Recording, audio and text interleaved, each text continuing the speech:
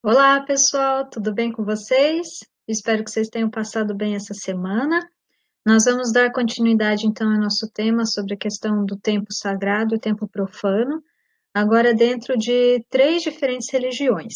A temporalidade indígena, de algumas crenças dos nossos povos indígenas brasileiros, como funciona a questão do tempo sagrado e tempo profano, a temporalidade judaica e a temporalidade budista. Temporalidade indígena. Segundo o indianista Perret, os indígenas cumprem com os encontros combinados sem o uso de calendários.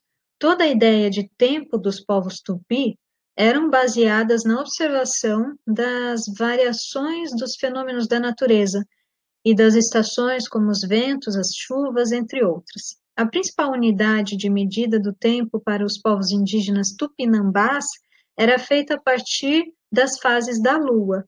Quando se pergunta a idade de um indígena, é comum a resposta ser: eu nasci há tantas luas passadas. Numa temporalidade dividida em horas, minutos e segundos do relógio de ponteiro ou digital, calculamos as horas de forma minuciosa. Por outro lado, quando se pensa o tempo pelas fases da Lua, tem-se uma percepção de tempo menos apressada, e cometer um atraso seria chegar em outra fase da Lua, que não a combinada. Além da observação das fases da Lua, os povos indígenas também possuíam outras maneiras de delimitar o tempo. O movimento do Sol dava-lhes a noção de passagem do ano. As chuvas e os ventos indicavam a passagem dos meses. Pela observação das fases da Lua e dos movimentos das águas, conseguiam ter uma verdadeira noção de tempo. Também escolhiam as épocas da colheita de certos produtos, desova dos peixes, entre outros, como formas de se medir o tempo. Outros povos indígenas contam o tempo pelas estações do ano, primavera, verão, outono e inverno, pela época de colheita dos frutos e pelas enchentes e secas, o que demonstra o equilíbrio e a forte ligação dos indígenas com a natureza. A observação da natureza fornece, desta forma, informação suficiente para os povos indígenas terem noções de tempo, os quais guiam suas atividades culturais, religiosas e cotidianas, como podemos observar no calendário dos índios Carajás. Então, na cultura dos Carajá, vocês podem até comparar aí, estão curiosos para saber o que acontece no mês de aniversário de vocês? Dá uma olhada lá. Os Carajá contam: Maibã é tempo de milho verde, corresponde a janeiro. Baebara, o rio parou de encher, mês de fevereiro. Tubiraçó começou a vazante, é um mês de março. Uera já tem praia de fora, abril. Rarado o epto. As árvores têm flores que alimentam os animais, mês de maio. Ai, que lindo, meu mês de aniversário. Rarado si, as árvores têm frutos, mês de junho. Cotuci, o tracajá põe ovos. Acho que está escrito errado ali. Julho. Bederá, começaram as queimadas para fazer o roçado. Agosto. Cotunici, as tartarugas já põem ovos.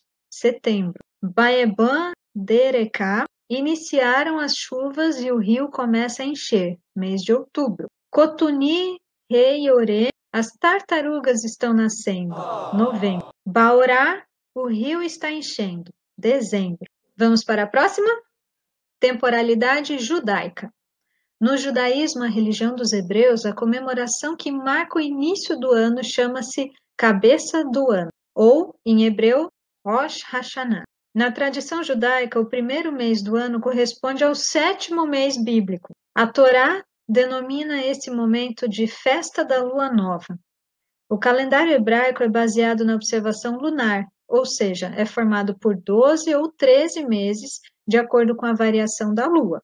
Durante as comemorações, costuma-se comer maçã com mel e açúcar para representar um ano doce, e o tradicional Rosh Hashanah, que é a cabeça de peixe, a parte mais alta do corpo, também se costuma fazer orações e preces. Temporalidade budista. A única certeza para o budista é a mudança. Vamos conhecer agora a temporalidade budista? Nada do que é físico dura para sempre. Tudo está no fluxo de começar e acabar. Isso também se aplica a pensamentos e ideias que não deixam de ser influenciados pelo mundo físico.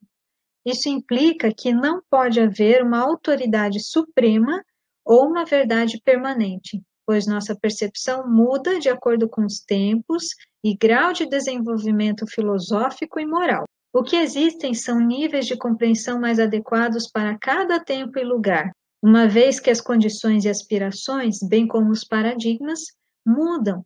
O que parece ser toda a verdade numa época é visto como imperfeita tentativa de se aproximar de algo em outra época. Nada, nem mesmo Buda, pode tornar-se fixo. Buda é mudança.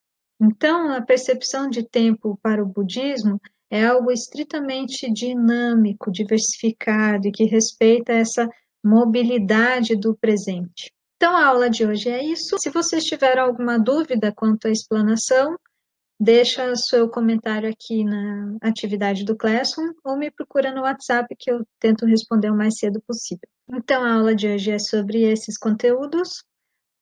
Lá na atividade do Classroom, verifiquem lá o anexo em formato documentos Google, façam a atividade, entreguem, tá bom? Um beijo e até a próxima semana.